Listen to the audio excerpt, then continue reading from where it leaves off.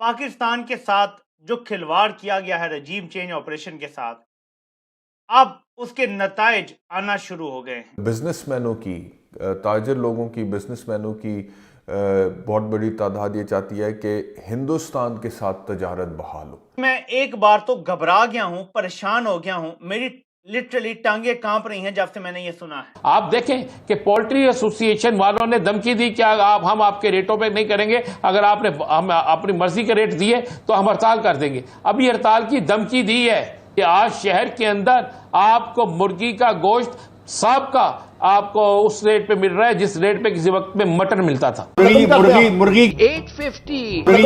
मुर्गी 850 मुर्गी बहुत ज्यादा। मुल्की ताजिर भारत से तिजारत की बहाली चाहते हैं। इस पर नून लीग ने कहा है कि इस पर संजीदगी से गौर हो रहा है कि भारत से हम तिजारत शुरू करें। पिछले साल के ख़त्म होने से बहुत पहले ये कह दिया गया था कि दिसंबर, यानी कई महीने पहले, दिसंबर 2023 से ग़ालिबन 4-5 महीने पहले ये दावा किया गया था जब बिजनेसमैन के साथ एक मीटिंग हुई थी लाहौर और कराची में कि साल ख़त्म होने से पहले पहले $25 बिलियन की इन्वेस्टमेंट जो है वो पाकिस्तान में आ जाएगी। साल ख़त्म हुए भी तकरीबन 3 महीने हो चुके हैं। $25 बिलियन क्या, हमें तो कोई $1 बिलियन का भी नहीं पता। जी दोस्तों, बाकी वीडियो तरफ जाने से पहले भी आपको होली की शुभकामनाएं, हैप्पी होली। और आज मैं आपको बता दूं कि हमारे जो क्या कहते हैं फॉरेन मिनिस्टर हैं, उन्होंने कहा भी हम इंडिया के साथ ट्रेड को खोलना चाहते हैं और जो पाकिस्तान की बिजनेस कम्युनिटी है वो इंडिया से ट्रेड करना चाहती है।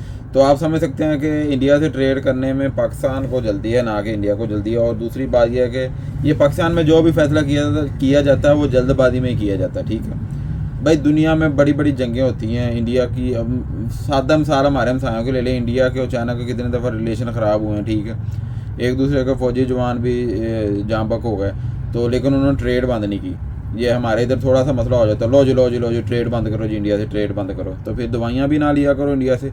तो चलो आप पहले बाकी वीडियो देखें, बाकी बातें बाद में करते हैं। पाकिस्तान के सबसे बड़े जो ताजिर हैं वो मनसूबा साज हैं। पाकिस्तान में सबसे ज्यादा कंपनियां मनसूबा साजों की हैं, ये याद रखिएगा। सबसे बड़े बिजनेसमैन होल्डर वही हैं। क्योंकि मैं कभी ये नहीं समझता कि कोई ऐसा बिजनेसमैन सामने आएगा जो कश्मीर का सौदा करके, अपार्ट फ्रॉम 2-4 हैं ऐसे इनका मैं नाम अभी नहीं लेना चाहता, कि वो कहें जी कि कश्मीर का सौदा करके भारत से बस तिजारत शुरू कर दो।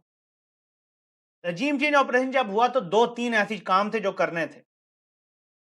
हमने कश्मीर को भूल जाना है, उसका जिक्र नहीं करना, और हमने भारत की खित्ते में बालादस्ती तस्लीम करनी। ये उसकी तरफ एक कदम है और मैं आपको अभी बता रहा हूं कि ये होगा। हम भारत से तिजारत इसी हुकूमत के टेन्योर में शुरू करेंगे। कश्मीर को पसे पुश डाल के, कश्मीर को भूल के, और कश्मीर को इलादा किया जाएगा कि कश्मीर पे बात भारत से सेपरेट होगी और तिजारत और बाकी इश्यूज पे, पानी शानी पे और चीज़ों पे बात सेपरेट होगी। इनको इलादा कर दिया जाएगा। पहले क्या होता था, हमेशा कहा जाता था कि पहले कश्मीर का मसला हल होगा, बाकी बातें भारत से बाद में होंगी। अब ये किया जा रहा है कि कश्मीर को हम इलादा कर देते हैं और बाकी चीज़ों को हम इलादा कर देते हैं भारत से। ये आपका वज़ीर ख़जाना कह रहे हैं। इस तरह स्टेटमेंट फ्रॉम इंडिया, क्या इंडिया की तरफ से या हिंदुस्तानी वज़ीर ख़ारजा की तरफ से? वैसे तो जब वो हुआ था इवेंट एक हिंदुस्तान में जिसमें बिलावल भुट्टो जरदारी वज़ीर ख़ारजा के तौर पर गए थे, और वहाँ पर जिस तरह से कुछ वाक़यात हुए थे वो जैसे सामने आए थे वो भी बड़े अनफॉर्चुनेट थे। लेकिन अब क्या हिंदुस्तान की भी ख्वाहिश है कि तजारत बहाल हो? हिंदुस्तान भी ये ख्वाहिश करता है, या उनकी जो बिज़नेस कम्युनिटी है उसकी तरफ से भी अपनी हुकूमत को ये मुतालबा किया है कि तजारत बहाल हो? हमारे जो वज़ीर ख़ारजा हैं इसहाक डार, अब ये ख़ारजा पे आकर बिराजमान हो गए हैं। पहले ख़जाना सारी ज़िंदगी इनकी मिल्कियत रहा था, अब ख़ारजा इनकी मिल्कियत बन गया। तो अब ये कह रहे हैं कि जी तजारत बहाल हो। तजारत बहाल होना इज़ नॉट एन इशू, वो तो अच्छी बात है, तजारत होनी चाहिए और अक्रॉस द बॉर्डर्स होनी चाहिए। बट द पॉइंट इज़ कि पाकिस्तान ने जो एक मौक़िफ़ इख्तियार किया था अगस्त 2019 के बाद, जब कश्मीर का स्पेशल स्टेटस आर्टिकल 370 और 35 ख़त्म किया था हिंदुस्तान में मोदी हुकूमत ने, तो उन्होंने तजारत भी ख़त्म मुनक़ता कर दी थी और सफ़ारती ताल्लुकात भी महदूद कर दिए थे। और उसके बाद कहा था कि जी हम इसको रिवर्स करेंगे और ये वापस उसी पोजीशन पर आएगा। सो द क्वेश्चन इज़ कि क्या वज़ीर ख़ारजा ने उस पोजीशन से गिव अप कर दिया? नवाज शरीफ और PMLN ने थ्रू आउट जब भी उनको मौका मिला उन्होंने हिंदुस्तान के साथ ट्रेड और इकोनॉमिक रिलेशनशिप को इस्तवार करने की और बेहतर करने की कोशिश की, बिकॉज उनकी कॉन्स्टिट्यूंसी लाहौर का, गुजरावाला का, फैसलाबाद का, सियालकोट का बिजनेसमैन उनकी कॉन्स्टिट्यूंसी थी। वो उन पर दबाव डालता था कि हमें जो इनपुट चाहिए इंडस्ट्री के अंदर चीज़ें मैन्युफैक्चर करने के लिए, वो हमें इनपुट हिंदुस्तान से यूरोप के मुकाबले में, सिंगापुर के मुकाबले में और डिफरेंट जगहों के मुकाबले में सस्ता मिलता है। और अगर हमारा फ्री ट्रेड होगा, और वैसे भी जब ये आइटम्स ट्रेड हम हिंदुस्तान से डायरेक्टली नहीं करते तो बिजनेसमैन फिर डिफरेंट नामों से इनको ट्रांसशिपमेंट करके सिंगापुर और दुबई से या मलेशिया या इंडोनेशिया से इनको इंपोर्ट करते हैं, और उसकी जो कॉस्ट है फ्रेट की, कॉस्ट एंड फ्रेट भी बढ़ जाती है, ट्रांसशिपमेंट कॉस्ट भी बढ़ जाती है। तो नवाज शरीफ ने हमेशा कोशिश की PMLN के कोई ना कोई रास्ता इसका निकले। पाकिस्तानी इंपोर्ट्स जो हैं हिंदुस्तान से वो फार्मास्यूटिकल की हैं, केमिकल्स की है। हिंदुस्तान दुनिया का 40% केमिकल रॉ मटेरियल जो है वो प्रोड्यूस करता है। पाकिस्तानी इंपोर्ट्स प्लास्टिक्स की हैं, पाकिस्तानी इंपोर्ट्स मशीनरी की हैं, मशीन पार्ट्स की हैं, टूल बॉक्सेस की हैं। उसके अलावा सो मच हो कि मैंने अखबारों में देखा है कि छोटे छोटे न्यूक्लियर रिएक्टर्स जो इंडस्ट्री के अंदर इस्तेमाल होते हैं वो भी पाकिस्तान हिंदुस्तान से इंपोर्ट करता है। जब हिंदुस्तान से इंपोर्ट नहीं करते, यही चीज़ें फिर चीन से आती हैं, यही चीज़ें यूरोप से आती हैं, सिंगापुर से आती हैं। बहुत सा मटेरियल जो दुबई से घूम के आता है वो बेसिकली इंडियन ही होता है। ज़्यादा कॉस्ट पे आप इंपोर्ट करते हैं। कभी भी बायलैटरल ट्रेड $2-2.5-3 बिलियन डॉलर से ज़्यादा नहीं रहा।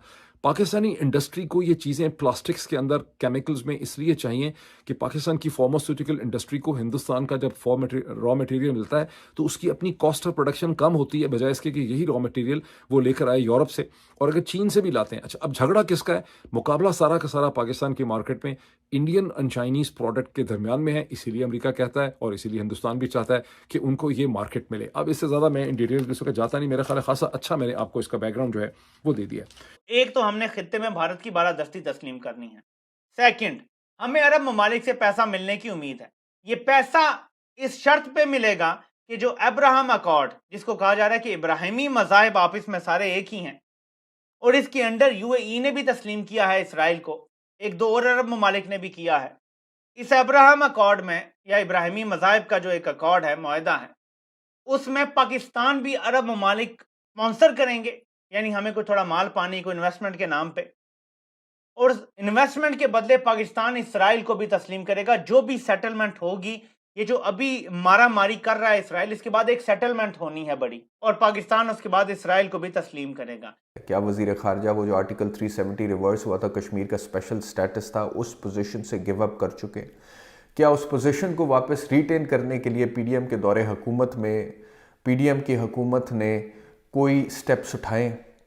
PDM 2 की हुकूमत ने कोई स्टेप्स उठाए हैं? अगर उठाए हैं तो वो क्या स्टेप्स उठाए हैं, वो अवाम के साथ शेयर करें। बैनुल-अक़वामी सतह पर उठाए हैं, अक़वाम मुत्तहिदा के सामने उठाए हैं, इंटरनेशनल कोर्ट ऑफ जस्टिस के सामने उठाए हैं, बायलैटरली हिंदुस्तान के साथ उठाए हैं, रीजनली सार्क में उठाए हैं, या किसी और प्लेटफॉर्म पे उठाए हैं? जी दोस्तों, हमने वीडियो देखी। वीडियो में हमने देखा पाकिस्तानी मीडिया पे बैठ के लोग ये इस बात को एक्सेप्ट कर रहे हैं कि भाई इंडिया से ट्रेड करना पाकिस्तान की ज़रूरत है, ना कि इंडिया की ज़रूरत है। इसमें कोई शक नहीं है, इंडिया से ट्रेड करने में ही पाकिस्तान का फ़ायदा है। इंडिया का क्या नुकसान? इंडिया कोई नुकसान। इंडिया इतना बड़ा देश है, उसकी इकॉनमी स्टेबल है, उसकी इकॉनमी वर्ल्ड में सबसे फास्टेस्ट ग्रोथ रेट के साथ तरक्की कर रही है। हर तरह से इंडिया, मैं कहता हूँ, टॉप पे है, और पाकिस्तान हर तरह से नीचे है। टॉप को छोड़ दो, आखिरी नंबरों पे है। तो जिसकी वजह से परेशानी का जो क्या कहते हैं सूरत हाल है, वो पाकिस्तानियों के लिए, ना कि इंडिया के लिए।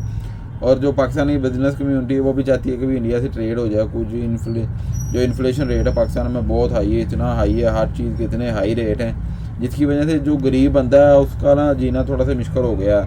और जब इधर देख लें हम इंडिया में कोई परेशानी नहीं है। इंडिया में हर तरह से हालात अच्छे हैं। ट्रेड का देख लें, या हम इन्फ्लेशन रेट देख लें, बेरोज़गारी देख लें, किसी भी चीज़ को देख लें, इंडिया में और पाकिस्तान में ज़मीन आसमान का इस टाइम फ़र्क चल रहा है। और पाकिस्तान को बहुत कुछ सीखने की ज़रूरत है यार, बहुत कुछ सीखने की ज़रूरत है। हमारे सियासतदानों को इस टाइम इंडिया के सियासतदानों को सीखने की ज़रूरत है, ताकि वो कुछ सीखेंगे तो फिर वो अपनी इकॉनमी का भी ख्याल करेंगे, हर तरह का ख्याल करेंगे। आज भी पाकिस्तान में मिसालें लोग देते हैं कि भाई मोदी साहब ने इंडिया को चाँद पे पहुँचा दिया। एक तो मुहावरा होता था ना कि पहले के वक्त में लोग कहते लो जी चाँद पे पहुँच गया बंदा, तो इंडिया को हकीकत में मोदी साहब ने चाँद पे पहुँचा दिया है। और 4 चांद लग गए हैं इंडिया की इकॉनमी को, जिसकी वजह से पूरा वर्ल्ड उसको अप्रिशिएट करता है और पाकिस्तान मजबूरी में इंडिया को अप्रिशिएट करता है। जी वाकई जी इंडिया, पहले तो इनको मजाक उड़ाने का मौका मिल गया था अभी चंद्रयान 2 जब फेल्ड हुआ था, तो लेकिन इनको शर्म आनी चाहिए। चलो काफ़ी लोगों ने इस बात को कंडेम किया था, अभी इनको शर्म आनी चाहिए। ये खुद तो कुछ कर नहीं सकते। अगर इंडिया ने कोशिश की है चांद पे जाने की, तो ये बजाय उसको अप्रिशिएट करने के बजाय ये ऐसा मजाक उड़ा रहे हैं। तो ये आलम है हमारे, जो हमारा उस टाइम का साइंस व टेक्नोलॉजी का जो वज़ीर था फवाद चौधरी, उसने मजाक उड़ाया था इस बात पे। तो वो हिसाब है ना, अंगूर खट्टे हैं, वो हिसाब है।